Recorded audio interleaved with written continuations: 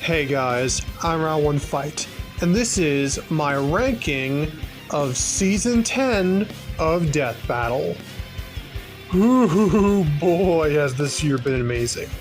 We've gotten such amazing hits as Darth Vader vs. Obito, Stage vs. Rocket, Bill vs. Discord, Goku vs. Superman, Scooby vs. Courage, Galactus vs. Unicron, Cole vs. Alex, Guts vs. Dimitri, Chosen Undead vs. Dragonborn.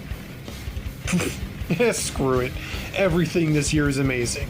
There hasn't been a single bad episode by most standards, and really, I'm just happy that all of these episodes got me excited in some way or another. It's been a fantastic year to be a fan of Death Battle, and I'm so excited for what they're cooking for. Oh, sorry, next year doesn't fit, but this year does. I'm so excited for what they're cooking for this year and this season. So, without further ado, let's review the past year of Season 10 and all the gold it's brought us. So, let's get into the ranking.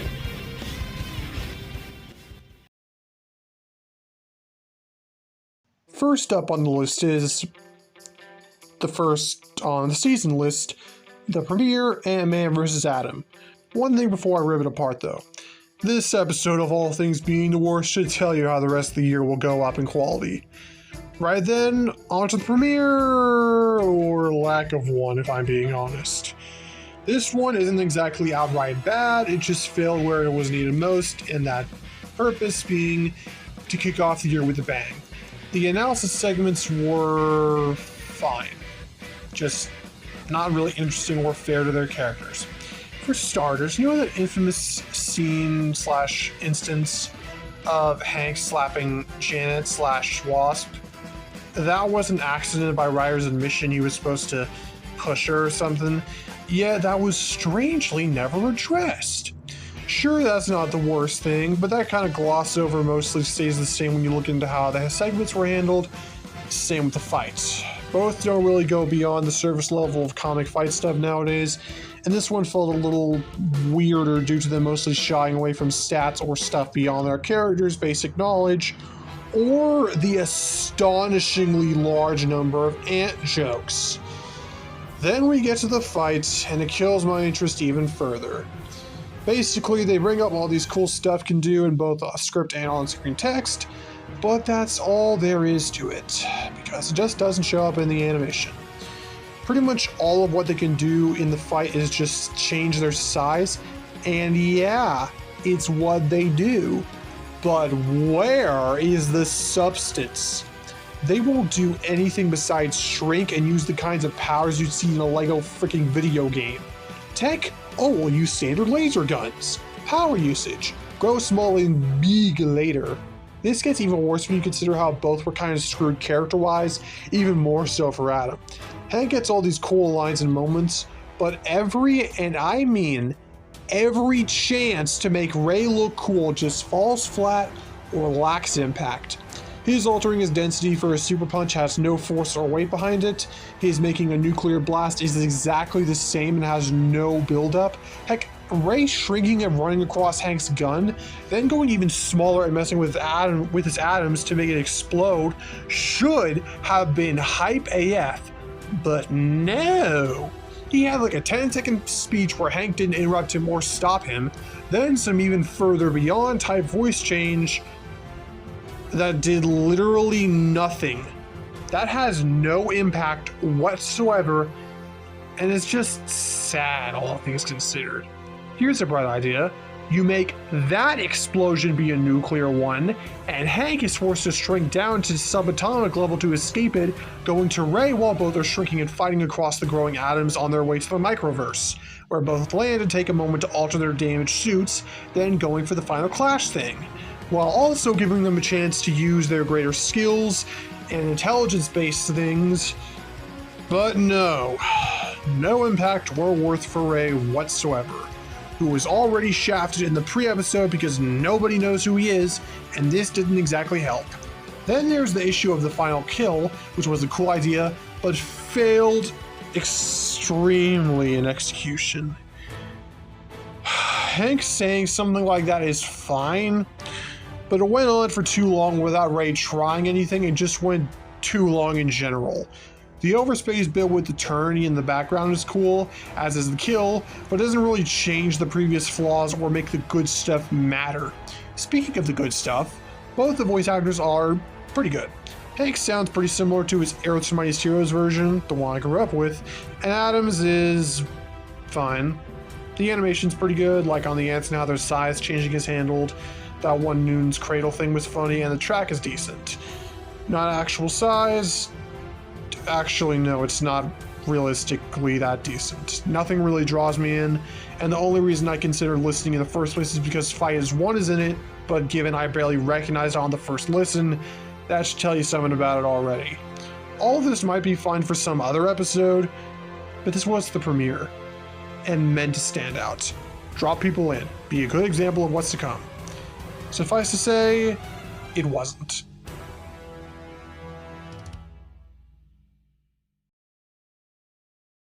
Yet another example of good and bad at the same time. This one primarily gets this low due to the same reasons as Ant-Man vs. the Atom, but it fares better in certain areas. For example, both the rundowns have better characterization and flow better, plus have funnier jokes, and there's also the animation, which itself is just a treat. It's animated beautifully every way you want to look at it, and all the effects look utterly gorgeous. The track Final Formers is also pretty good, but it falls into the generic section of Yates tracks for me, where it just starts to sound the same. The fight actually shares this problem due to how repetitive it gets. The two use pretty much all their powers, sure, but when all they can do to look cool is shoot energy blasts in various ways, that shtick gets old real quick. Like, Frieza tries the plant nuke option on Megatron twice. Twice it gets repelled by his cannon, despite Golden Frieza coming out, because reasons. Frieza himself doesn't do much beyond just shoot energy, not really pulling off his physical stuff like with Megatron, except his energy weapons actively look worse. The fight, plus the track, just feels like a boatload of bland, and the other stuff, while good, can mitigate it. Tom Shock does a pretty good job as Megatron as far as voice acting is concerned, as does Little Karibo, the DBZ a VA for him. Both go pretty hard dialogue, but Frieza doesn't get much outside his DBZ abridged eccentric lines, and the fight doesn't sell him as more than a flying brick with laser powers. The lack of physical combat and overselling of energy stuff, despite how good it looks, leaves me with just boring, and oh yeah, boring! The death also doesn't really make sense and is a weird reference to Frieza's original death, where he somehow gets cut the same exact way as it by antimatter despite his entire body getting covered in it. Okay. Plus, there's the actual debate factor and how they kind of restricted Megatron to a lot less than he should have gotten, and given how Goku vs. Superman went down, makes me a bit suspicious overall. Nah, just kidding, but still, it's pretty annoying, unfair, and weird. Really, it's just not that interesting to me, but at least it's a bit more entertaining than Anthem.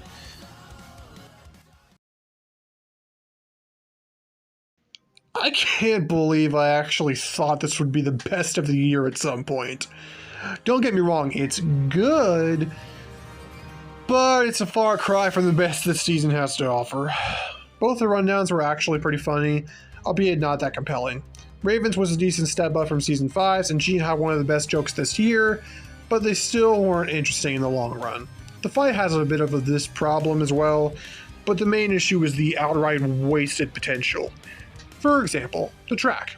Forevermore sounded really good in the preview with both X-Men, the animated series, and the Teen Titans cartoon themes, but then the rest of it all but drops the Teen Titans angle and gets super repetitive with the same exact X-Men, the animated series motive it keeps using. And another factor is how it, like Frieza vs. Megatron, lacks impact or creative usages of their powers in multiple ways. Sure, there's some telekinesis here, some time stuff there, a sword or two, but all it is just, oh hey, I'm doing this now. Raven pulling out a sword like that is just weird, same with the time thing that Gene didn't resist. The moon throw is cool, but again, it lacks impact, as does really any of their power usages, despite being able to do basically anything in terms of cosmic usages. Look, here's an example. Here, Dark Jean clones herself, and later they get wiped out easily as they stay in place.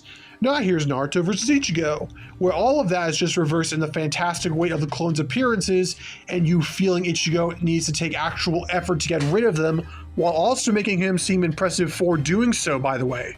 Here, neither one really does anything creative or impressive, just standard cosmic bullcrap. The writing is the same as well, both in terms of lines and how things happen. Jean in particular has a bunch of unnecessarily corny lines that feel off. Raven doesn't really have that problem, but the ending comeback line feels a bit out of place. Speaking of that comeback, where the frick did Jean's attack go? Honestly, did it disappear? Go to the Shadow Realm? Huh? Granted, it's pretty good in other areas. The voice actors were pretty good and accurate, the animation was often well crafted, and Moro killed it in the hand-drawn segments. But other than that, nothing really. It's a shame. You think this one of all things should rise from the ashes, yet it burns in the lower tiers forevermore.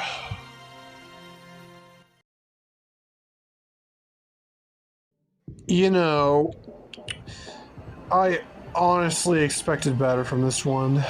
I got on the G1 blog prediction for it for the first time ever, got a month subscription to KinoMaster just to remove that freaking watermark from my trailer to make it even more hype, went through like 20 revisions of my thumbnail for said trailer before I was done, etc. All for it to fall flatter than Stanley. Both the analysis segments were pretty surface level with a few good moments here and there, mid-cutaway gags if you can even call them that, great visuals, and a heaping helping of weird scaling. That ties into my main issue with it that I'll get to later, but for now, let's talk about the fight. Starting off, both Gojo and Makima had pretty amazing VAs, sounding realistically very accurate, but also like their own spin-off things. The animation was pretty decently put together too, albeit with some jank and just weird / slow rigging in some places, like Makima's first regeneration and Gojo as a whole. Him taking down the zombies in midair, his posing for some reason before turning, his combo on the zombies again, you get the picture. The effects look great, Moro kicked tail yet again, their powers were used pretty well, and the other laundry list of consistency every other episode this season here gets. Moving on to the bad stuff, just like the prior examples, it has no impact or weight to pretty much anything done. Bang is the only exception, and even then, only the first one. Neither of Gojo's red and blue or his lightly clenching his fist for the blue, for some reason, feels noteworthy in the slightest, nor does hollow purple, which is surprising given how strong it's supposed to be. In the same way, Makima's powers and devils don't really do anything major, and anything that is just gets immediately replaced by a Gojo's team that tries desperately to make him look cool yet again. Makima gets a cool tombstone line and uses Fox Devil, Gojo immediately busts out and gets a beautiful hand-drawn red shot. Makima bangs him like that, Gojo gets like half the budget in a hand-drawn shot and leaves another kill, where she just stands there like an idiot and doesn't even try to stop it. And all throughout the fight, even when it seems she has the edge, Gojo immediately gets it right after. That's kind of my overlying issue here, in that Makima wasn't given really anything of note. The fight has Gojo crushing until the bang scene, which he easily gets out of later, then wiping and not being allowed to show any real reaction to Makima getting as far as she did, beyond an, oh crap, she hit me, which is immediately replaced by horny, serious Gojo and him smiling like it did nothing right after the kill. The conclusion goes and makes this even worse by giving Gojo pretty much every advantage while also making Makima subsequently look worse.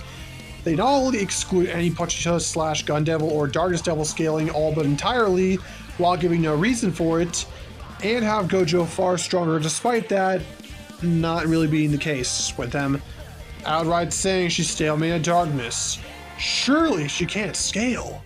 Then they give her speed and precognition on top of that and say, it wouldn't last forever, when it would. The future devil just lets people do that, like with Aki. But oh, she has to get past the limitless for speed to matter when they just say she could with both control and bang. Well, too bad, because his being way stronger in healing makes bang mean nothing, and they compare that basic autonomy flower thing to the way more layered and potent control, saying he could get out of that despite it being weaker, then used people breaking out of control as examples despite them being very context-specific examples that wouldn't play a factor. No one else doesn't. Gojo's quote-unquote him aura. Makima doesn't know him and thus would absolutely use control. Simple as that.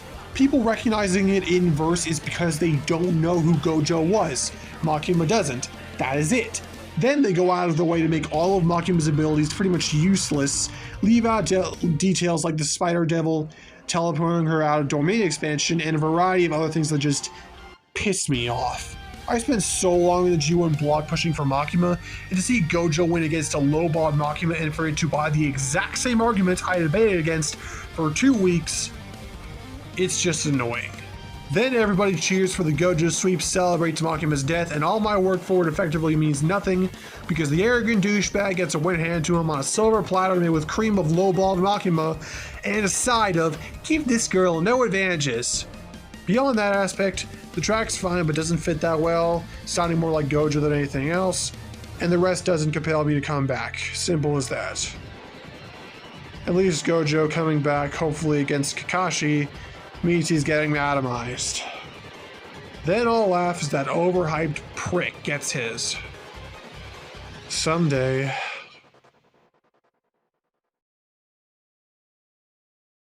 Now it's time to address the fact that we are at the point where I don't have quote-unquote bad feelings about episodes, and that I like these, but I gotta criticize them. Just my general thoughts. Sadly, this masterpiece wound up on the chopping block first. The episode itself is peak cave spit. It's written beautifully as far as the analysis segments go, giving both excellent explanations of their powers and fantastic finishes to their characters, telling a gorgeous story on both angles and highlighting the honestly annoyingly sad angle of both John and Orin. The fight itself follows suite, where both feel pretty much perfectly in character, with them having top tier voice performances to boot. Yet again, both sold the emotion and pain these two went through without a hitch, nailing the battle aspect and the feels one as well. The music, Mind Over Matter, also helped to bring this up further, as did the absolutely gorgeous hand-drawn segments from Moro yet again. I swear, if he keeps cooking, the whole bleeping kitchen is gonna burn down. There's also tons of fun tidbits that put this in the passion project slot, like the noir-esque setup straight out of an old Alien movie, the numerous references to the Silver Surfer SNES game, and Martian Manhunter returning to his true form as he dies. Or how about that ending, huh? Not only is it more meta than anything this side of Deadpool on the show, but it makes you feel sad for both the victor and the loser, as neither wanted this. At least John gets to hang out with his wife and kid in heaven though. So with all this good, what's wrong with it?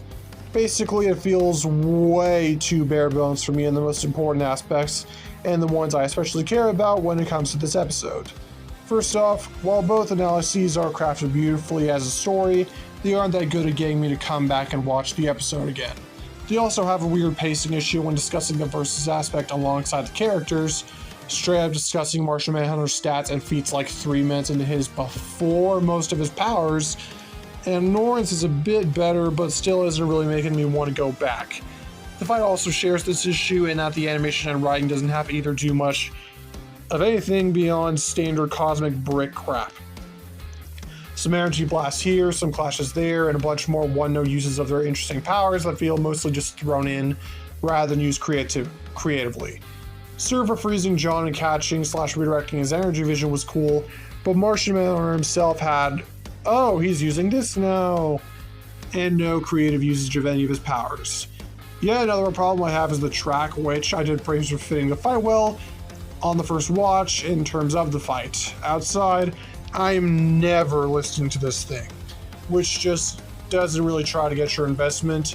And this isn't some criticism of orchestra-based tracks, as several before have managed to fulfill the fight's intention while also being a legitimate masterpiece, such as Breathless Blades and Tanjiro vs. Jonathan. This bogs down a good deal of pre-existing benefits, and it reaffirms my thoughts that this episode just doesn't appeal to me beyond the first watch, and anything that I may go back to check out won't change it due to my episodic preferences. Sucks, but this one fell short.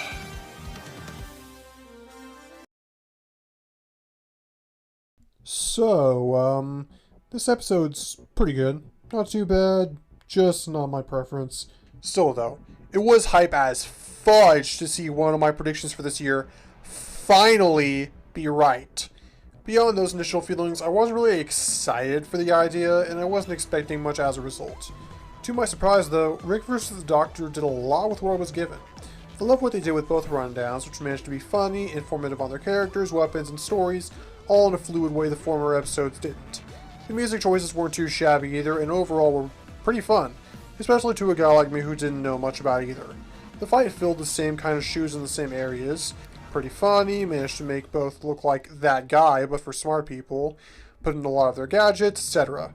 The voice actors also did pretty much perfect, and the Doctor even had an official one, in a sense, from this one series whose name I'm forgetting.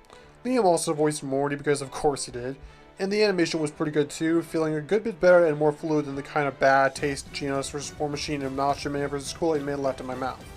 Nothing really looked out of place or in the wrong type of medium, and all the backgrounds, including that ridiculously detailed reference to Casino, showed a lot of passion put into their production, as did the writing of the fight. They managed to keep both perfectly in character without losing the essence of the fight, despite the Doctor being a pacifist most of the time. He never once does anything offensive, always using his gadgets in defense or to escape Rick, and they also got to showcase his curiosity and adventurous persona by having him look genuinely curious and happy at the intelligent ways the TARDIS operates in the fight, how the weird sun works, and how Rick got into the vehicle in the first place.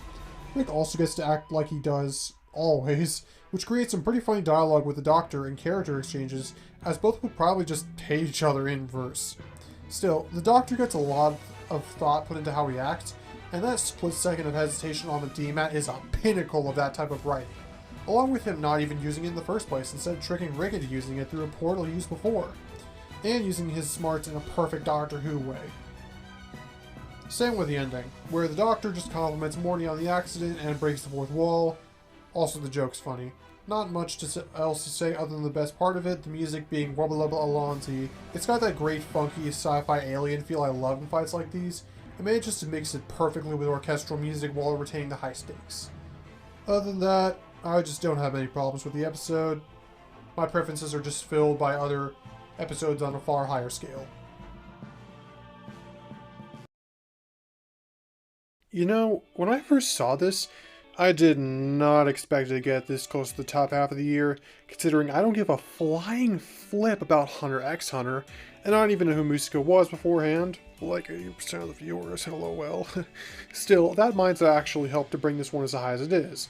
Like the ones before, the analysis segments were well written, funny, portrayed the characters well, and a variety of other things like Wizness, sciencey rants.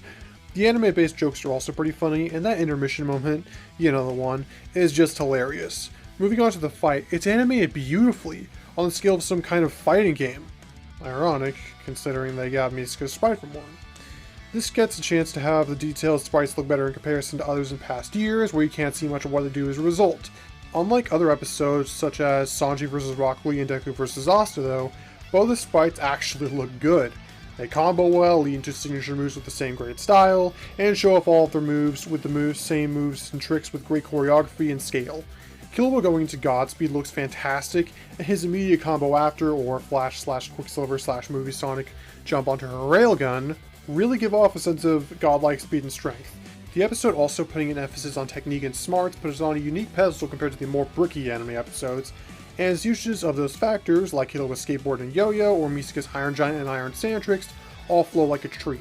So are the voice actresses for both, albeit Killua getting some weird edge in that his lines go over better, and portray that confidence of his more, like his "You don't know when to quit" line after Wombo comboing her would be the perfect opportunity for Misaka to say something like, "Yeah? What about it?"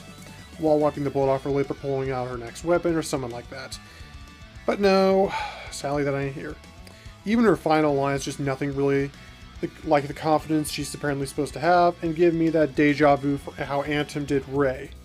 Other than that, the death's pretty decent and a brutal fake out, the track's pretty funky, and the post-analysis is pretty good. Not much else really going on, it's just a solid episode.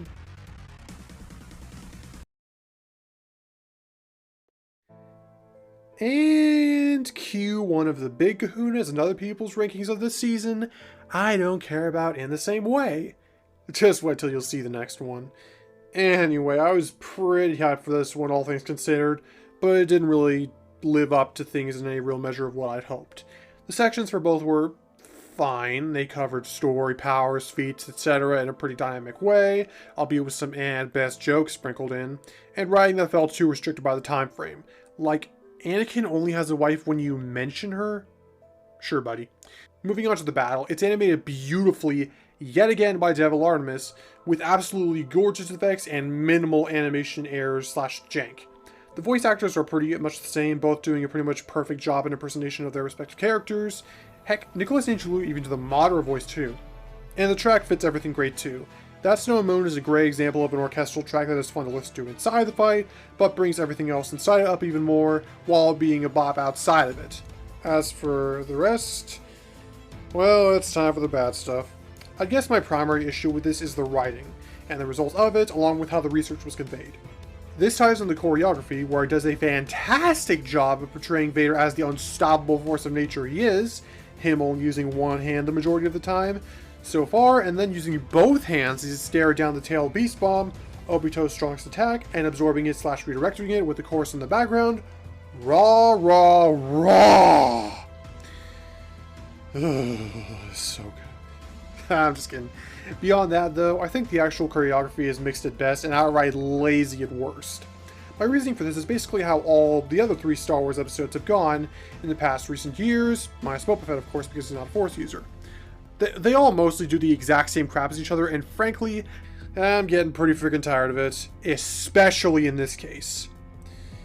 Let's check out what Vader did here, shall we? Lightsaber combat and grabbing it with the Force at some point. Oh, that's so original. Yeah, both Obi-Wan and Vader did that. Using your Force telekinesis and 2-, for energy attacks? Oh, that's so special. Yeah, Obi-Wan and Yoda both did that already. Using the Force to crush his eye? Kenobi did that. Using his ship as a weapon? Yoda did that, and in a more creative way, no less. The only thing here he outright does differently than his good side clones, as far as writing is concerned, is just make a Force shield, and even then that's only around for a split second. The bulk of all he does is just standard Force fare in the movies, and even more standard in these kinds of fights, which is even more annoying when you consider Vader outright knows a lot more cool techniques and Force powers than Kenobi and Yoda did. Where was his feeding on Obito's head to get stronger? Where was his explosion generation? Where was his eradicating people through the Force? Where was his ripping out people's souls? I couldn't go on, but it's further proved in Vader's rundown, where none of this stuff gets brought up, nor just in the conclusion. I get he has a lot and an extensive arsenal, and not everybody's gonna know all this stuff, but that's not an excuse for having him do generic glitch Force crap both of the good guys already did, and in better ways than he did. Obito doesn't exactly have this problem, given he uses stuff mostly in his style of combat similar to Madara, but distinct enough to feel unique through his trolling with Sharingan and intangibility with Kamui. So while his use of abilities is great, his actual writing is just weird. Let's look at a line exchange. He goes, "You've lost your humanity as well." Vader says, "On the path of the dark side, it is inevitable." And Obito summons the tailed beast bomb to carpet bomb the neighborhood. Then, after Vader says and does other stuff, moving beyond that line, does Obito reply by hyping himself such as power up. What's wrong with this picture? Oh yeah, why didn't he use that line when bringing out the carpet bombing furry? That would have fit way better, and if the issue is giving him a line after going to Jinchuriki to hype it up, just have him say something in response to Vader's impressive line, something like, "No, this is impressive." Enough of semantics though, the real writing issue I have is with the ending. So, Obito traps Vader in the infinite Tsukuyomi and has him see Padme as Anakin. This illusion makes him happy, and Obito outright says he used it to give Vader peace, before slamming a giant fragging tendril on top of him, taking advantage of his happiness, and ruining your intent of giving him a happy ending by turning him into paste. What in the actual heck was that supposed to be? How can a death be sad and bittersweet if all you do is use the introduction for a contradiction for the intent and then shove in a lame cop-out. This could have been easily solved and made better just from a few changes that would have made the conclusion a little more easy to get over for me. All you need to do is have Vader get damaged a bit more in the fight, and when the illusion overtakes him, you make a distinction between his spirit alive and when his spirit is dead. That way, he dies from his injuries without Obito having to do anything, his spirit inside the illusion becoming more dead and spiritual as a result, and truly meeting Padme again because of it. Then the Tsukuyomi side fades in his eyes as he dies standing up, and Obito says his line, maybe lights the place on fire as an homage to episode 6, and leaves all the same. That way, he's respectful and his trick doesn't come off as some idiotic dunderhead, and you respect Vader as the boss he is by having him die on his own terms, still standing up whilst doing so. Everybody wins. But no. Let's disrespect them both through a half-thought-out finisher, why don't we? The conclusion and end results don't make me feel any better considering my previous issue of them just leaving out things for Vader. For instance, did you know Sith can destroy spirits/souls with their emotions? Where was that Death Battle? Or any of the other abilities he had that weren't brought up? Oh yeah, they must have been in the same place where you determined they were equal in strength, when comparing Obito's strongest attack to a Sith Vader surpasses, saying they're even in speed when Vader was outright stated to have superior precognition, outright stated to have more skill, etc. The results also don't even address those kinds of things, just say Vader would eventually get caught up in all this stuff, despite him not really being an idiot, instead being the most skilled duelist in Star Wars. But no, El Kamui and the Lost Orbs would absolutely get through that stuff. This really reinforces the meme that Darth Vader wins the matchup, but Obito will win the episode. And with how it's contested now, it's no mystery why. Overall, the episode's good, but not in the way where I'd actually rewatch it much, especially given the shafting Vader's arsenal got, the poorly thought out end death, and an end conclusion that further pissed me off with how much they left out. Oh, and just for the record, I like Obito, and would be fine with him winning, just not like this, and not in a way that drags this episode down to where it is now.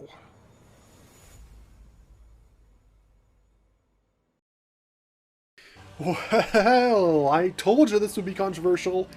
Yet another fantasy-based episode the community loves to glaze that just isn't as good as this year's cream of the crop. Starting off, both the sections for the Chosen Undead and Dragonborn are pretty well formatted and structured in terms of feats, magic, story, but at the same time, their heavy basis on these lore-ish terms and fantasy type things just make it kind of boring for me, especially when I didn't really know anything about either beforehand. They had some funny jokes here and there, like the cheese wheel carry, but the majority of those aspects makes this one seem too long for a fun, casual watch, and nothing in that aspect really makes said watch worth it. So it's up to the fight, like always, to pick up the slack, and hoo boy does it. Primarily through its godly background music, Fireborn. Check this out. Through snow, through pain, through fire and flame, legends of the Sarah will speak of this day. From mountain to sea, our blades echoing, carving our names in the tapestry of history. Oh jeez, I'm ascending just listening to this. Oh boy, this one is pretty much the perfect background track for this fight like this, and just the kind of make me like it more. What's more, it was a chorus theme from multiple other people on YouTube organized by Yates, and overall a great use of creativity meshed together into a bob no matter what kind of music you like. Beyond that little nugget of gold, the voice acting, in any case given a sprinkle throughout, is amazing. The sound design and effects are great, and the choreography / mix of weapons and powers gives them absolutely fantastic shots and interactions. Like the Chosen Undead catching lightning, the Dragonborn called down to use his weapons against him, or the funny roll name thing, or the way the time manipulation from Dragonborn combat into the ineffective soul steal. The Chosen Undead overall had a lot more dynamic moments and great usages of the bonfire / Dark Souls mechanic, like that unnaturally stone cold moment where he just got stabbed and then just ignored it while burning alive, pulling himself forward to choke out the Dragonborn. That's the kind of character moment I like to see in fights like these, where I can piece together what kind of character this guy is from the analysis, then pick up on these small hints toward it. The Chosen Undead being someone who doesn't give up or lose the will to fight ever, then just ignoring his injuries in the battle to go forward and defend the world as he knows it, is a perfect character memoir, and whoever came up with it, probably him, deserves a gold star on a silver platter with a bronze handle. beyond those interactions and most of the fight aspects, there's the bad stuff. That being the animation. It's obvious the models are dated, to say the least, and it's not their fault, but the animation looking like it does makes watching it feel a little weird when all I see is the jank for 90% of the fight. It gets pretty creative and finds ways to mostly get around this, like the dragon or some of the Undead's magic. Actually, pretty much all of the jank and bad animation, in my opinion, comes from the Dragonborn. His model, in contrast with the chosen Undead's, gives off a weird size difference, and his lack of clothing / armor for the most part makes this pretty friggin' obvious. This also extends to the fact that the chosen Undead overall gets the cooler moments in the battle, and when Dragonborn wins, which should have been an incredibly cool comeback moment, it just falls flat. The chosen Undead gave more trouble choking you out with his bare hands without using magic than using a universal energy source. What kind of logic is that? He barely looks phased whatsoever by this, then just says the yet again, like he already had twice. And boom, that's it. Anticlimactic as Deadpool vs. Deathstroke, but even worse considering how hard the Undead was carrying the episode thus far. At least Deathstroke got a few cool moments and his model didn't look like shite. I don't exactly mind given I was rooting for the chosen Undead, but the fight being the way that it is doesn't give me reason to return to it, other than to watch the chat Undead and listen to the track, and the prior episode structure of the analysis, being fantasy-based and whatnot, doesn't really help it either. Thus it falls here. At least it got higher in this ranking than Sarn vs. Lich King did. Bet people are still pissed at me about that.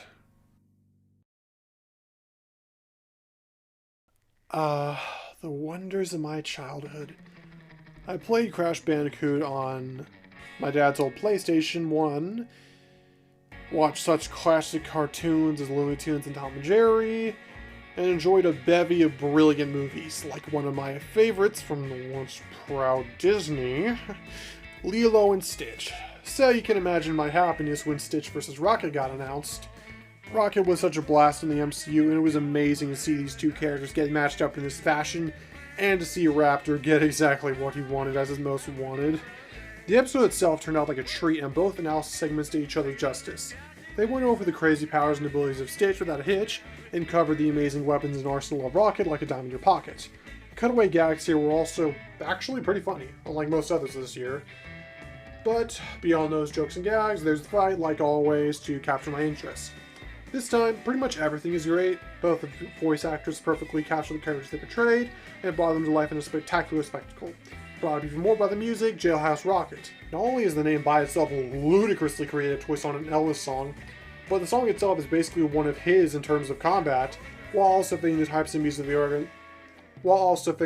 music that Guardians of the Galaxy movies use. It's a really fun and creative background track for this fight, and manages to fit all the places the battle goes. This leads into the writing, which, in my opinion, dang near perfectly portrays both the characters and how they act in most media they're in. For example, Stitch just deciding to bust out "your mom," and Galactus slurs is hilarious, while also leading to Rocket knowing Stitch's language as a cool statement of his intelligence, and having him be able to react to that in a hilarious fashion. This aspect of Rocket is handled great in the fight, in some real MCU fashion no less. Like his setting up turrets to carpet bomb Stitch like in Guardians of the Galaxy 2, trolling him with a giant bomb, and just pulling out giant gun after giant gun. This also lets plenty of gags where Stitch gets his durability for jokes things get used, like that same turret scene. Even more, it lets him show off his smarts in creative ways of employing his intelligence, like using a wing of the Milano as a surfboard, or using a missile rocket launched at him to launch himself right back at Rocket. I love these character moments, and the animation / sprite models make the rest of the fight amazing to boot. I gave a lot of praise to SpongeBob's custom sprite last year, but Stitch's is just as good, getting to be incredibly expressive and fluent in all manner of emotion, and Mario also cooked yet again with that one shot. Kill's also super creative too. Nothing else to say really, or anything to critique, or anything else really. A primary reason for it being here is that the others are just better. Still, what a way to kick off the summer, am I right? For a while, I actually expected this one to be the best this year, and it was for a while. It was my first true reaction to a death battle after all, and an utterly phenomenal one at that. But when the best of the best this year, some of the best in the history of the show, one has to go first. Sadly, this was it.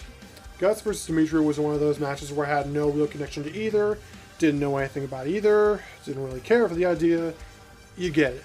So mostly I went to the idea with a clean slate in terms of thoughts on it, and it started really well, all things considered.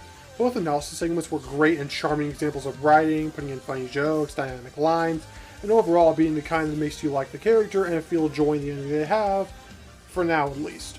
Going to the fight, this right here. This is peak. Where do I start? How about the animation?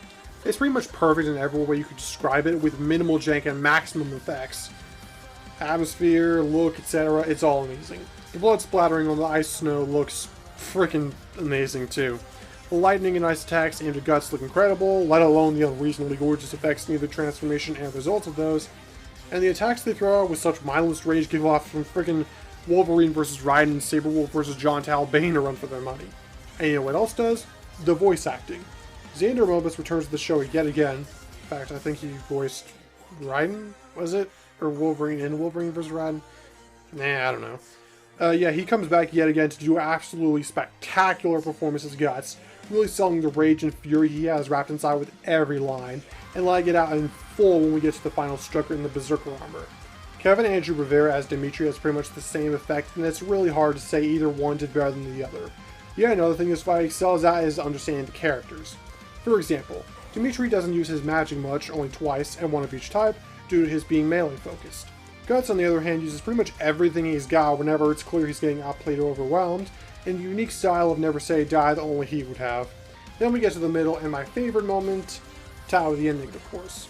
Both Guts and Dimitri are pretty wounded by the other's attacks over time, and we see both really lose to the beast within. Guts finally lets go and enters the Berserker armor with a horrifyingly gorgeous spray of blood, and arms snap back into place, while Dimitri clears an entire wave of fire just by powering up, leading way to their final clashes. Before all of that though, we get this masterpiece of modern cinema, where their quotes are combined, the camera glitches between them, and then we get the rawest line of their nature in the entire show. Once the mental gloves are off and they swing like the madmen they are at each other, Dimitri pulls off his whatever that move is called, I forget, just like a Fire Emblem, and then comes the perfect ending to this perfect animation. Guts gets back up thanks to the Berserker armor and seems like he'll kill a weakened Dimitri, only to stop halfway there, dead in his tracks. Dimitri can see this and that his foe has fought until the literal last drop of blood has left his body, dying standing up, like the true and utter monster he was. Then he sees the demons who have come to lay stake to their claim of Gus's soul, and in possibly the second most Giga Chad move of the year, he goes off to defend his opponent's body and soul. So impressed by their battle, he goes into a second right after, while injured, to protect him. Do I even need to explain how fantastic that is? Well, I guess I just did, but whatever. Such a character moment like that, while also giving Guts the respect he deserves, is exactly what I like to see in it about, especially for people I don't know about, and also exactly what Darth Vader versus Obito should have done. Death battle. That kind of character portrayal was already making this 10 out of 10, but then they had to bring that 10 out of 10 up even higher thanks to the music, God's Hand. For those who have watched me for a while, you'll know Hedge Tomorrow by Brandon Gantz featuring Logan Adams is one of my favorite tracks of the entire show, if not my overall favorite. So imagine my hype when I heard they once again returned to cook like the kings they are, with a fantastically fitting war track that highlighted both the tragedy and the rage these two bear, with amazing music for the lyrics that further cement this, and lyrics that I can't help but sing along to. It seriously feels like Hedge Tomorrow, but for these two guys, and I couldn't have asked for a better song, or for a better choice to kick off my list of Death Battle reactions.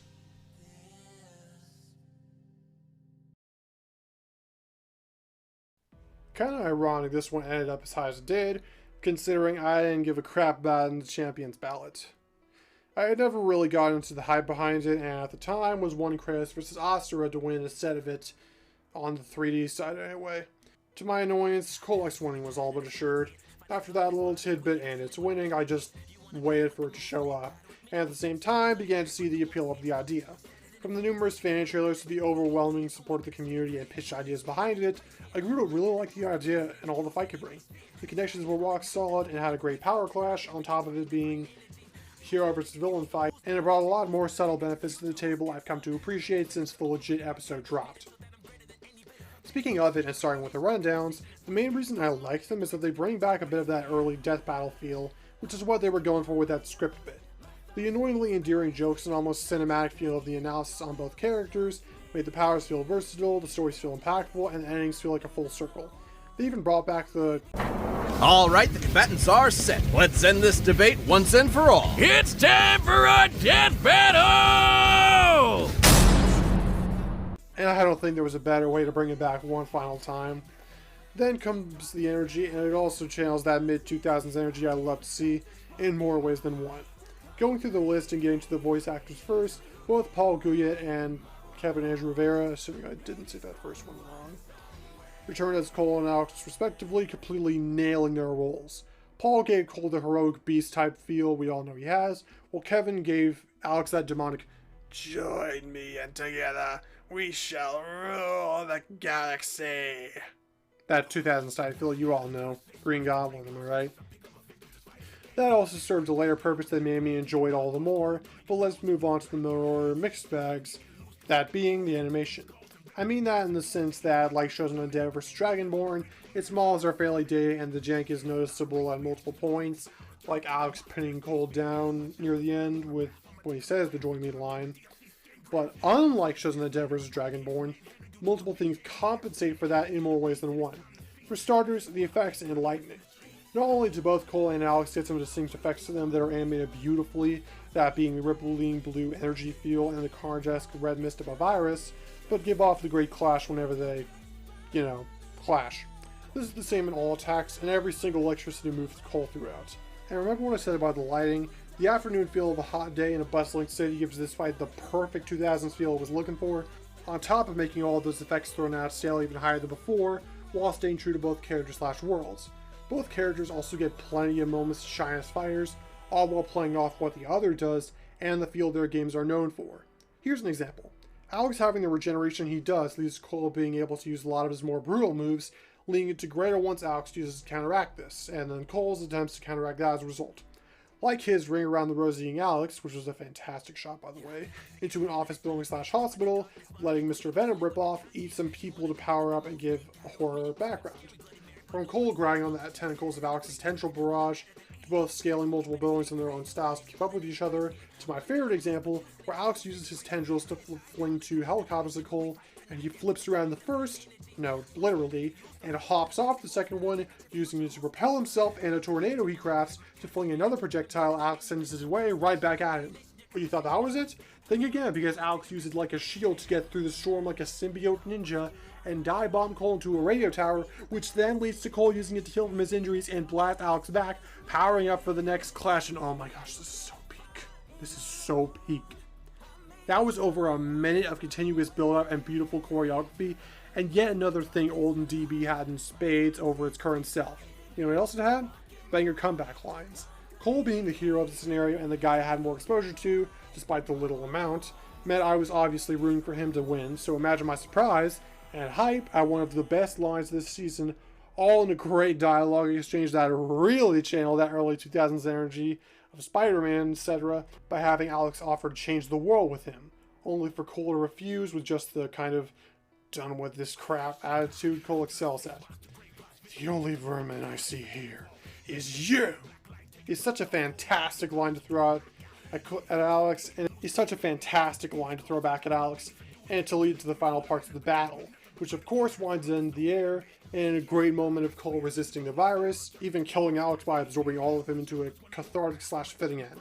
Then he decides to cap it off with yet another fantastic line that not only works well as one, but also just murdered Alex a second time. Backing this cinema cacophony of coolness is one of the only rap tracks in a while, Inhuman, and one of my personal favorites this year regardless of type. The instruments used give it a pretty grandiose feel, fitting up both in the non-lyrical portions, while the rap parts, both lyrically and musically, are phenomenal. They give this even more of that 2000s energy, in no small part thanks to the vocals done by SWAT Sling and Mega Sparks, returning yet again to duel it out in the beat and in the booth. The chorus hits like a 20-ton truck, and overall I love listening to it when I do chores around the house, probably more than all the others this season in that way. There's really nothing I have a problem with besides the animation, but it's not really a problem all things considered when everything else more than makes up for it. Not only does this excel in every area I was looking for, but it gave that oh so edgy but cool theme that made this such a treat to watch, and all while I didn't give a crap about these two like a year ago. How about that? So, this happened after so many years of not getting Galactus versus Unicron over, what, freaking Gogeta versus Vegito. We finally got this one, and needless to say, I was as hyped and hopeful as ever that this would be the best episode of the year. Yeah, it wasn't, but being one of the best is certainly a great consolation prize. Like all the rest, let's start with the analysis segments, and both did a great job of going over the characters, no, concepts these two are. The pure finality and destruction they bring is highlighted in full detail, especially in Unicron's case, and also have some pretty funny jokes hidden in them. The cutaway in Galactus especially, with all the beer motives and etc. I do have some gripes with them not fully going into detail on Gallon's character development and leaving him as more of a villainous figure, but I guess that's par for the course when you have an extremely popular comic idea of the Chad OG versus an overhyped strong guy, with the former being voiced by Wolf Williams. Maybe that's too heavy of a reference, but anyway. Moving on to the battle, I don't know what I was expecting, but this all but blew me away in full. To start, I suppose we'll talk about the thing that requires the least amount of gushing, no offense, the voice actors. Wolf as Galactus does a great job highlighting the grandiose nature of his being, the cocky nature early Marvel villains have, and the high-class nature they share as well. Unicron, voiced by Brad McKay, is a pretty great portrayal as well, sounding more like a demon and a good contrast nonetheless, of a god who consumes for he must, and a demon who consumes because he can. Aight, time to gush, so let's get into the animation. Do I even have to describe how perfect it is? Well, no, I don't have to, but I want to. This, without any exaggeration, looks akin to a legitimate crossover between the two. It's something like a video game or a TV show in every aspect imaginable. The lighting is gorgeous, the effects are gorgeous, the camera work is gorgeous, everything is gorgeous. From the camera following the Unicron's blast to the visuals of him transforming from the celestial bodies of a galaxy, to the pair battling while the size of galaxies and Galactus stepping out of the pocket dimension, every single attack and movement thrown out makes pretty much every other 3D episode in the show look like a poor man's death battle. Like, imagine that one Bugs Bunny meme of him as a king or Winnie the Pooh as a rich guy. That's what this is. Beyond that, there's also the holy and unholy mix of utter flames that is all-consuming. Everyone who worked on and cooked like Gordon Ramsay with the Infinity Stones, and it's the perfect background with the ethereal lyrics / instruments to highlight just how grand and massive in scale these two gods are. It's such a treat to listen to in the battle, and I'm so glad we got what we did as the track. Sadly, now I gotta go over the bad stuff, and the main reason it's as high / low as it is. For starters, the choreography and power usage kinda suck. I get that your budget had its back broken from carrying the animation, but maybe try using it to do other stuff than just blast big energy beams, posing, or turning big again. Seriously, the full extent of what they do is shooting energy blasts, regenerating / reforming their bodies, but bigger, making shields, and nothing else really. Galactus throws planes to telekinesis, and Unicron uses a sword. Cool. Great. Now use more of it instead of having the most versatile duo on the show do nothing more than freaking Frieza did. The flying brick, who literally used all of his 4 types of attacks, felt more versatile and creative than Galactus did. And that's... I don't even know what to say to that. Another downside is the characterization of Unicron. From what I've heard about his appearances I haven't seen, and from his appearances I have, he's kinda out of character for like 70% of the fight. His rhyming is, I get the direction, but he doesn't really do that in verse. He's an unstoppable force of chaos and death who doesn't speak in that he will try, or even this will happen. He speaks in that he will do it, because whatever he sets out to do, he will, because he can and is. He is Unicron the Chaos Bringer, not some epic rap battles of history combatant. Galactus doing is okay because, you know, Marvel, and Shakespeare and stuff and whatnot. But then you have both doing it and letting each other finish before yet another rhyme comes out, and at this point I can't even understand what they're saying with the sound effects and voice acting being the way that it is. Not only that, but who on the writing team honestly thought Unicron would say, "Finally, I have won"? I have only really seen Unicron in the Transformers movie in his prime appearance. The latter part I don't remember much of that, by the way. But even I know that is the most out-of-character butchering of said character bullcrap this whole year.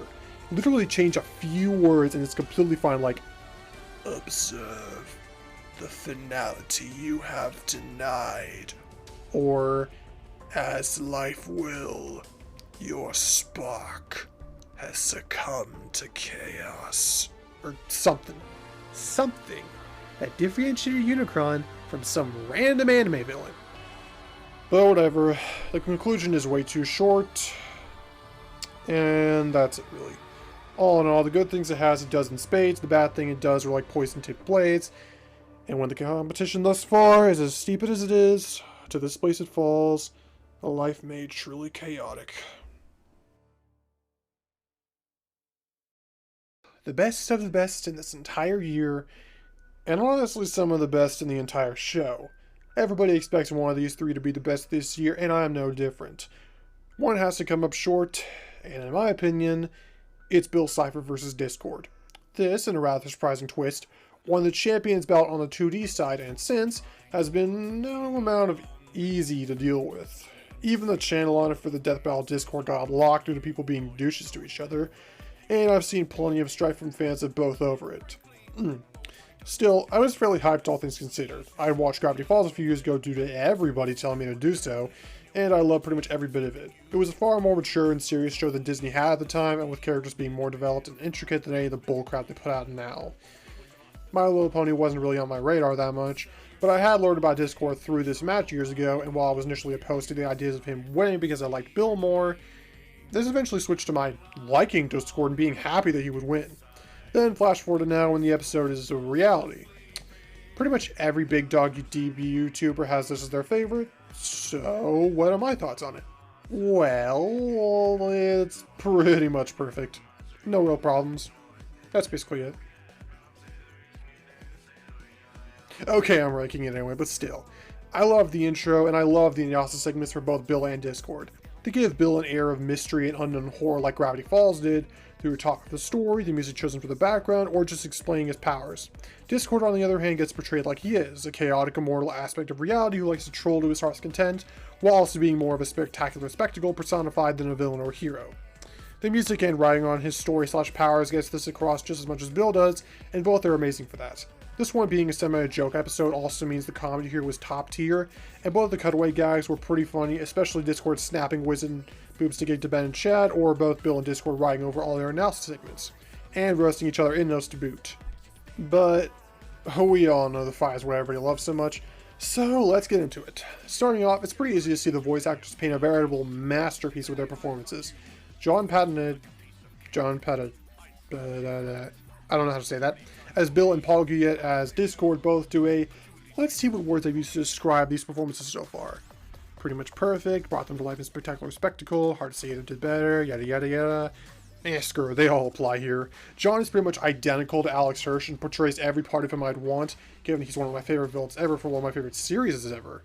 The cocky, godly nature of a guy like Mr. Mixius Pitlick, wrapped in a maniacal goofball, all filled with the complete insanity of when he loses his cool, or the arrogance when people try and challenge him or imply they're superior to him, or at least comparable in any way.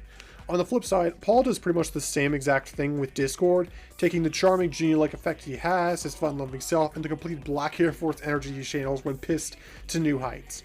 With voice actors out of the way, let's turn to the complete and utter beauty of the art, that is, the animation. This episode did so much with what it was given in terms of that field, with every single part of it looking impeccable. There's no jag, no awkward posing, no slow-paced bullcrap. There's nothing wrong with any of it in any style, no less. The sprites look fantastic and are animated much more so. The hand-drawn portions all look amazing and more cooked yet again. The claymation part is hilarious, and if all that wasn't enough, Billy went through a puppet scene in because of course he did. In terms of stuff happening in the animation, the SFX are incredible, the effects are beautiful, the lighting is great, all that jazz. But even better than all this is the writing and what brings it in the finals in the first place. Firstly, it really nails what these two represent and manages to perfectly portray their characters or the results of their actions in canon.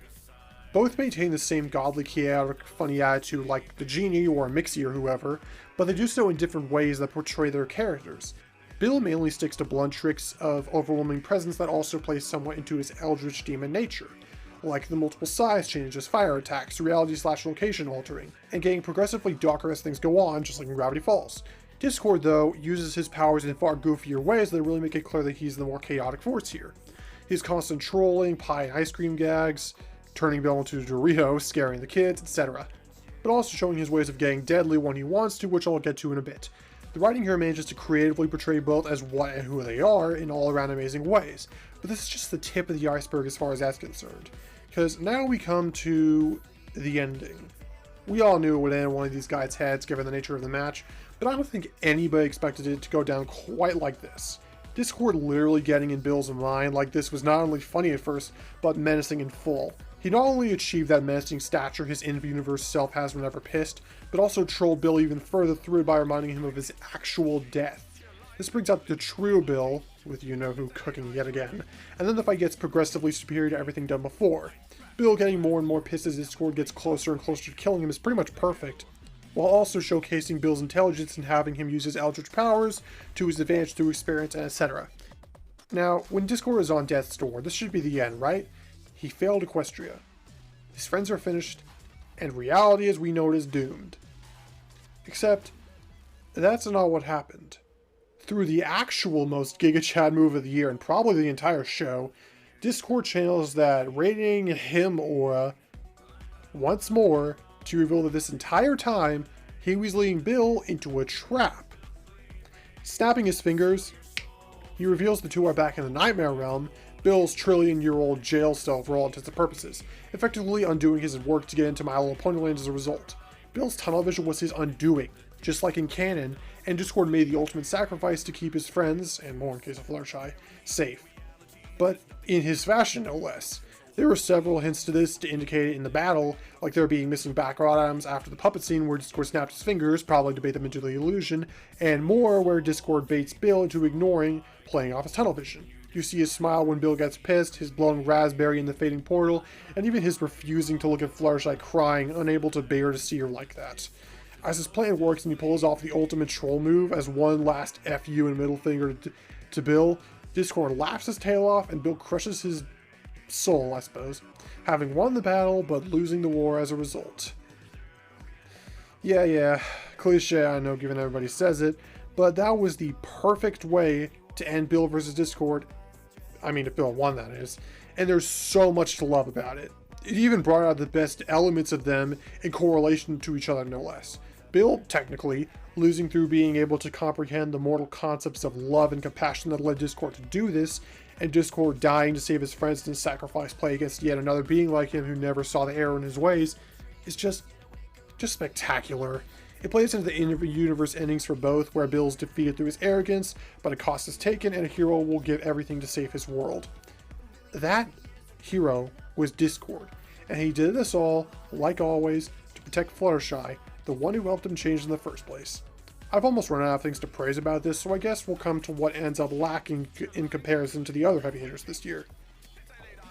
First being, I don't really like the rundowns as much.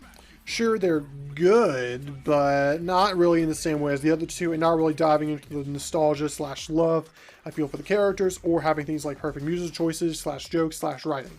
On top of those rundowns, the other thing I'm less of a fan of is the background music, discordant to Cipher. Don't get me wrong, it's a bop through and through, adds great backing to the battle, and I love listening to it. The only problem is, I don't really like the kind of song it is, at least compared to the others like God's Hand or Inhuman or something like that. This kind of techie feel, and I don't really know what you call the lyric scheme, but whatever it is, it's not really my thing. Even beyond that, part of my measuring how good a track is my willingness to listen to it on its own as backing for chores or something like that. I've never really done that with this, and I honestly don't think it's in any way comparable to the other bangers this year, both in and outside the battle. Other than that, though, utter perfection. Now, if only the winner of this year's Tournament of Champions can channel that itself. So, who expected this? I don't mean up here, since everybody did. I mean, who expected this to actually happen this year? I sure as heck didn't. The DB Discord went up in flames over this and I was laughing my tail off. But beyond that, I was pretty curious to see what these guys were cooking if they were actually going to do a third Goku vs. Superman. So, I waited. Made a trailer, waited some more until it released. Starting like always with the rundowns, both were pretty much perfect for what they needed. They meshed the real-world influence bit of the sequel with the great storytelling of the original, on top of better writing that really made this feel like a long-deserved love letter to these two heroes after all the slander or disrespect they've gotten since their episodes. Fandom, etc. Both have that great feel of, we're going to cook, and they absolutely did. The jokes and lines were endearing, the background music was amazing, the ending was great, and both were basically giant nostalgia trips for me, as a large part of my life was spent watching these two across the internet, or on the TV with Superman's Flusher and the animated series cartoons when I was a kid. It also gave me nostalgia due to just being a fan of Death Battle, which has taken up pretty much the entirety of my teenage years for interests. I love seeing this final go around for this iconic match, and we aren't even in the fight part yet. Actually, moving on to it, I was honestly astounded with how much time, love, and passion was put into this. The animation is literally perfect. No ifs, ands, or buts. There is no actual jank or awkward moments because it all looks good. Not only that, but it's absurdly fluid and fast-paced, all across the board. Seriously, Goku's hair movements give me a life. It looks so freaking fluid. Not only that, but all of the effects and energy moments, moves, etc. both have amazing crackles, looks, and great tidbits that make this one easily the best animation this year. Next on the itinerary is the voice acting, and both parties did phenomenal work at bringing their icon to life. Xander Momus returned to utterly nail Superman, getting that great dorky feel of his younger incarnations, the somewhat nice and snarky lines of the animated series self, and overall just being a good person through those deliveries. What shocked me more though was how Michael Kovac did even better as Goku. I've said before how I wasn't really the biggest fan of his performances as Goku Black and Goku/Gogeta/Vegito in their episodes due to my thinking he didn't really sound like Goku. To my shock, he did the biggest glow up in Death Battle history in his approach and completely sold me on being a great Goku voice actor. He nails that childish glee and love for fighting Goku as through his giggling, that love to give it his all through his lines, and that naivety to Goku we all know and love. Not only that, but his best attribute, his never say die attitude, portrayed best by his final stand and the raw guttural feel Sean Schemmel pulls off in his Goku performance, which really sounds like Goku, honestly. This leads into another great factor of the episode, its overall writing. Both the rundowns and the fight feel like a massive apology for any negativity the past episodes have brought, and actively rewrite any false notions or misconceptions about the characters whenever they can, while also letting both shine in more ways than one as the characters they are. The nostalgia of how far Goku has come in the never give up style he embodies, the timeless story of Superman, and the warm, fuzzy feels only his tales of saving cats from trees can do, and these crucial aspects of their characters are fitted perfectly in the battle. Goku never once gives in to Superman, always pushing his limits of what he does in the fight. He combos him up whenever he can in creative ways, constantly tries to turn the tables whenever he's at a disadvantage, skips through to his highest forms to keep pushing and pushing and pushing forward until Superman falls, because Goku never will. That is what he is. And Superman really gets that, Superman feel.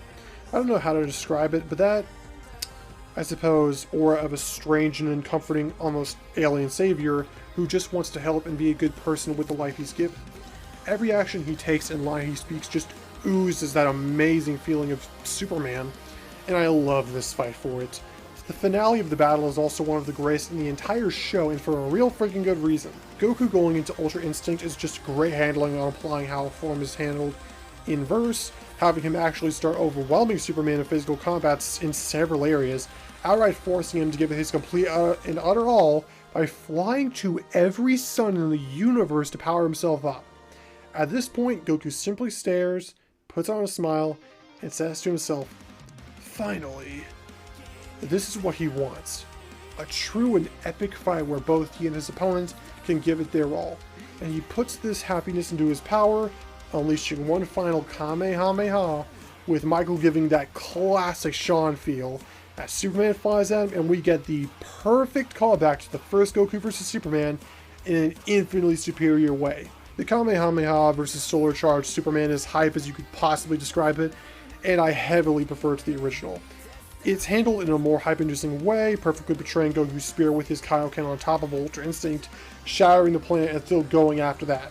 Heck, I've even heard theories that in the battle, that was what Superman's later line at the ending meant, given he phased through the Kamehameha rather than battled it because he knew it would have killed him.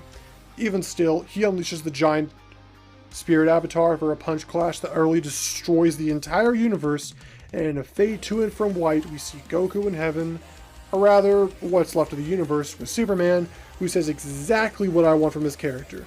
Him complimenting Goku and showing he truly did enjoy wanting to let loose like he wanted was a great moment, as was the two setting up a rematch both for later and for right after the fight, ending things with a fist bump and the perfect ending to this fight.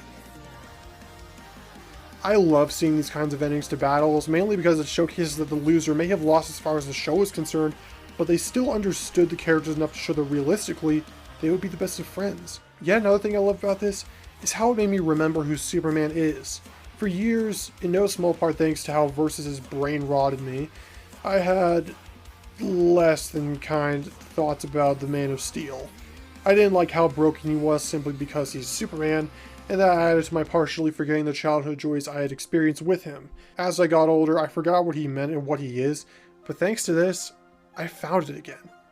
I saw the amazing person and character Clark is, how he's been handled so brilliantly across his countless comics, shows, and movies, maybe not games, Superman 64 lol, and the joy of watching him be Superman. Adding on to all of this is the music, which is honestly super. Late pun, I know, but come on. It's a great sequel to Alive, but going to a more different vein that fits this battle more with its escalating tone, instrumental portions, and really just feeling like a fun battle track. It even references Alive, so it's obviously the best for that alone, no contest. That's pretty much it for the episode, so what could I possibly have an issue with?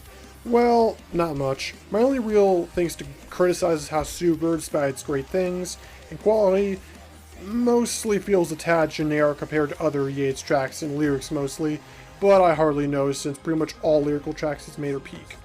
That and the pacing in the battle up until the middle isn't that good all things considered. Most of what they do is just standard combat moves in the air or on the ground, with a few signature stuff like techniques sprinkled in. What actually happens, like the smiles they give in the DBZ Fighters Clash, is great, but the actual combat in between it lacks any real weight until they go to space, where he starts getting stuff like the 1-inch punch and Soup's going all out. With all that said and done, this is easily one of my favorites of the entire show. In probably any other year, this would have won and been the best, and I really mean that.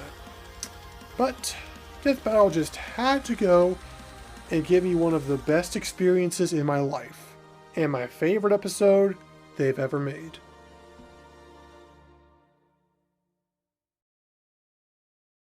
Well, here we are. The best of the best of the best of not just Season 11, but honestly Death Battle as a whole. That may sound like a stretch, but in this case, it's really not. This episode was, without a doubt, the best experience this year for me, and I'll forever love it for it. What could top Bill vs. Discord? What could top Goku vs. Superman? What could top all of these masterpieces Death Battle has ever put to light? Well, it's no mystery. But if it was, I'd know who to call.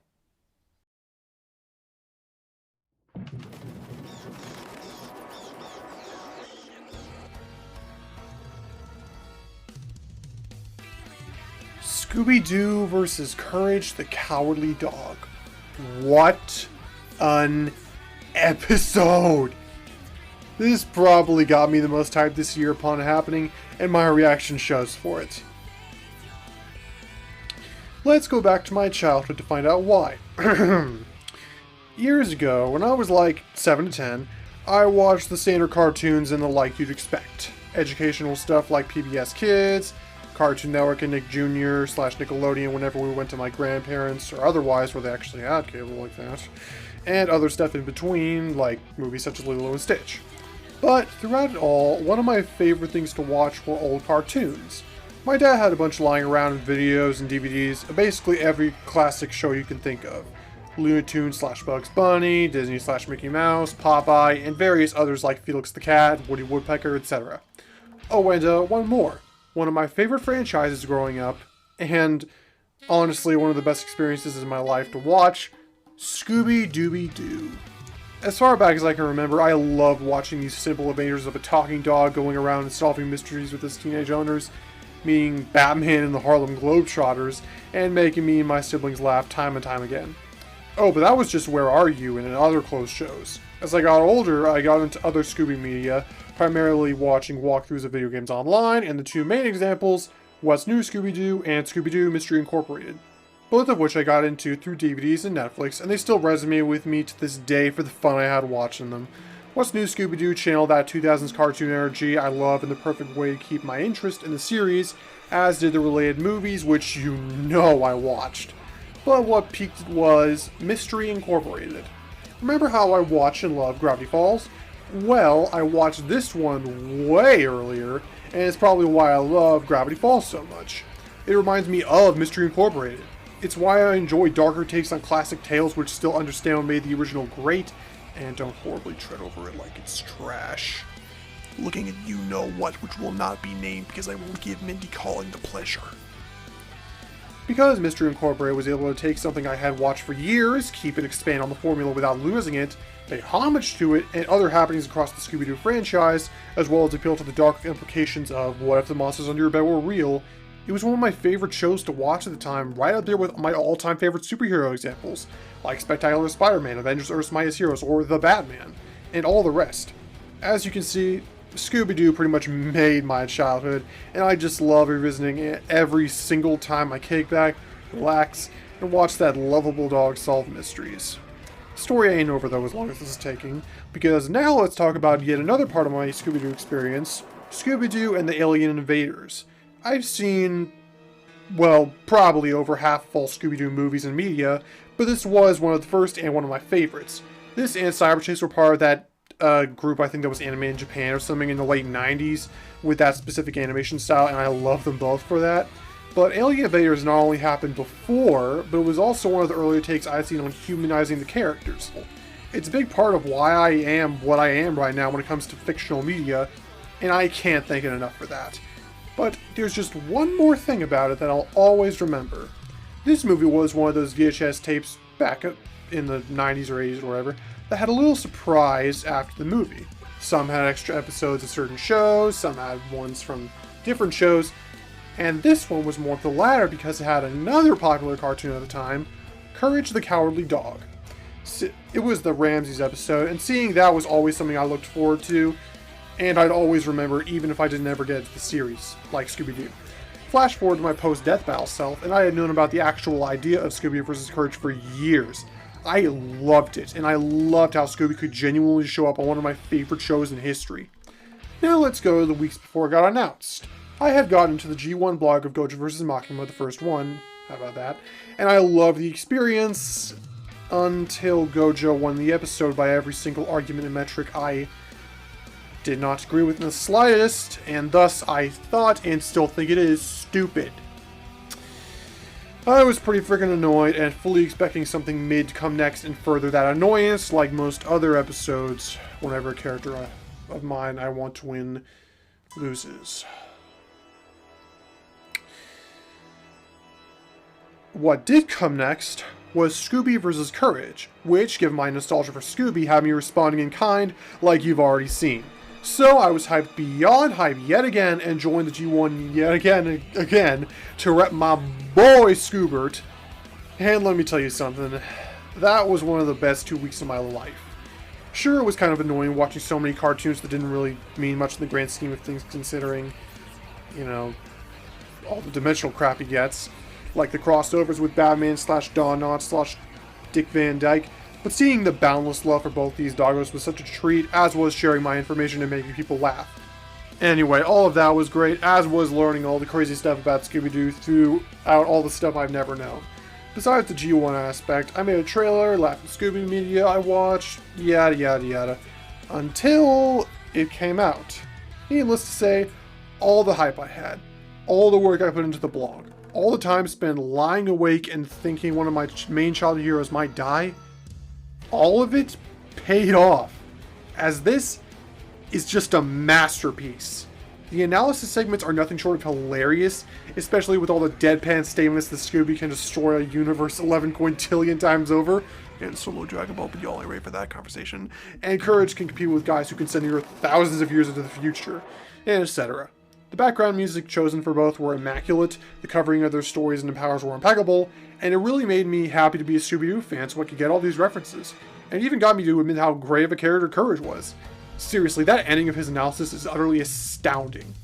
Overall, both of them provided just the kind of fun escape from reality and interest in fiction I love to see in an episode, and the kind I like to rewatch even more, to go back and see this fantastic writing yet again. Still, all this is just stepping stones to the actual fight. Moving on to it, I don't really know what to go over first here since there isn't one bad thing I can think of. Seriously. Nothing, nope, zilch, nada. I guess what will require the least amount of gushing, no offense, would be the animation, but that's no insult considering how gorgeous it is. Anime in the same style as Jack vs. Afro, you already know it's going to be great. It's incredibly fluid and all of the homages / references to both series are perfectly hilarious, and overall just good ideas. All the effects / attacks look incredible, and every single shot could fit into some kind of media for them out there. Next would be the voice actors, who are pretty much the best combo this year in terms of accuracy.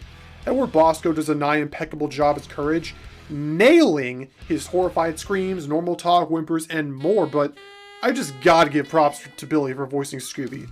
All his speech and words sound just like the perfect all-around Scooby voice, like a mishmash of all his voices over years, and his giggling / laugh is seriously the best impersonation this year. I kid you not, I was surprised anybody with Frank Welker or any of Scooby's other voice actors didn't do that. It's that good. Both Billy and Edward doing good on their own is one thing, but both were pretty much identical to the actual voices for Scooby and Courage, and that's doing it plenty of favors scoring-wise. Next up would be the writing, which overall is one of the fight / episode's greatest strengths. It's chock full of great moments for both series, like Scooby's iconic hallway gag, which leads into Courage's own door gag, then to the Zabrisky's triangle, then to Scooby eating the God Bone, and tons of other Scooby's next to pull a mother-freaking Asura's Wrath reference. Oh, you thought that was it? Courage screaming back at it is hyper-personified, and I say this as a ride-or-die Scooby stan. That's not even everything, as before that, you had such classic moments as them bumping into and getting scared by each other just like in the movie, constantly running from the monster and having a thumb war in Courage's style to find out who has to face the monster, which is the perfect setup by the way. Courage tripping Scooby like a zombie apocalypse, and so much more that makes me love it, busted gut laughing, or just sheer nostalgia for my favorite cartoon canine companion.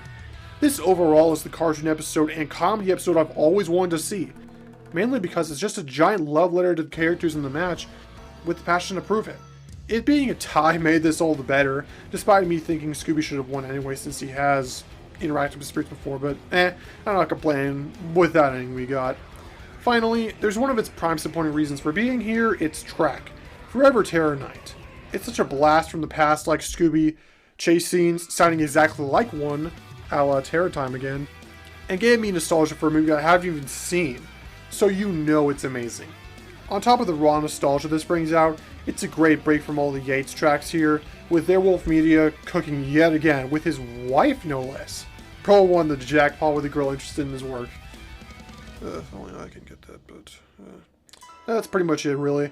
But you could say the same thing about Bill vs. Discord, or Goku vs. Superman, since all are basically paragons of the show with similar quality and reasonings for why they flip-flop. The only reason I have a concrete ranking are my specific feelings and experiences with them, and therein lies the factor that puts this ahead. Bill vs. Discord appeals to an older side of me that grew to love the characters through recommendations and stuff like that. Goku is similar, and Superman was a childhood hero before him. But before all of that was Scooby-Doo. He was one of my favorite characters growing up, and he still is, because I love to look back at the good times I had thanks to watching him. What's more, unlike the other two, this episode is surrounded by great experiences all around that help its greatness shine even brighter. Along with it being as hilarious as it is, helped me break out of my funk of Gojo vs. Makima aftermath, and work bullcrap I was dealing with at the time that really didn't put me in the best mood. In short, This episode made me happy in the angsty scene of emotions and turmoil that is life, more than anything else this year, and truly made me enjoy being a fan of Death Battle, and that I grew with Scooby in the first place. It really made me happy when I needed it most. Happy I know and love Scooby-Doo. Happy that it enhanced my appreciation for courage, vice versa, and etc., through its plethora of wonderful jokes and etc. It made me smile more than anything in this year outside of my boy Joe Musashi returning to video games, and because of all this, I think there's no question that Scooby-Doo vs. Courage the Cowardly Dog is the greatest death battle of Season 10.